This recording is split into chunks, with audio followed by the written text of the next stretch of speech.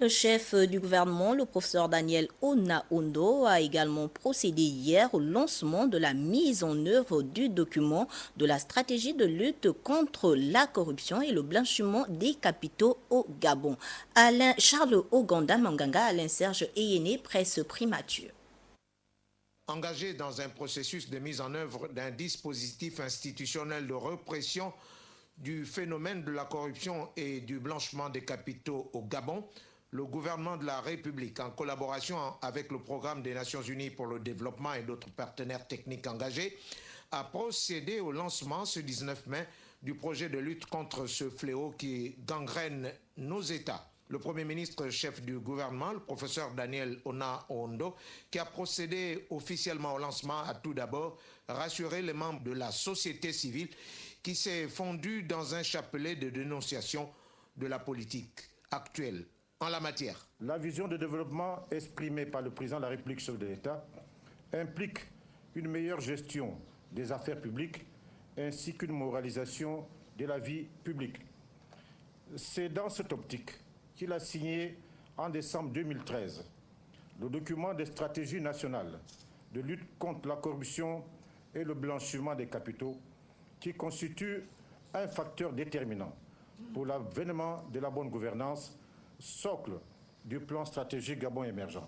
Je voudrais le rassurer que le gouvernement gabonais et son Excellence Ali Bongo Ondimba feront tout ce qui est possible pour que ce processus de lutte contre l'enrichissement illicite et le blanchiment de l'argent aille à son terme.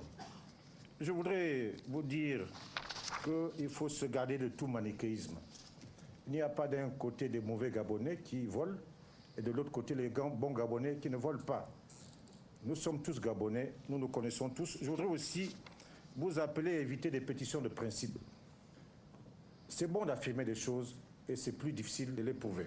Saluant la contribution des partenaires techniques, notamment celle du secteur privé, le professeur Daniel Ona-Ondo a dit tout l'engagement de son gouvernement à travailler à la promotion de la bonne gouvernance dans notre pays. Ce document constitue un bon exemple d'assistance et de conseil au gouvernement que je dirige. C'est une plateforme qui devrait servir à tous les partenaires techniques et financiers ainsi qu'à toutes les parties prenantes au développement de notre pays. C'est un guide pour orienter les interventions en partenariat. D'ores et déjà, j'adresse mes remerciements et ceux du gouvernement tout entier au PNUD qui nous accompagne dans ce processus délicat et exaltant. Je remercie également les autres partenaires techniques et financiers ici présents, ainsi que les organisations de la société civile, les représentants du secteur privé et les administrations qui vont prendre part à cet exercice. Dans son allocution, le Premier ministre n'a pas manqué d'instruire l'assistance, composée entre autres des membres du gouvernement, sur la nécessité d'approprier ce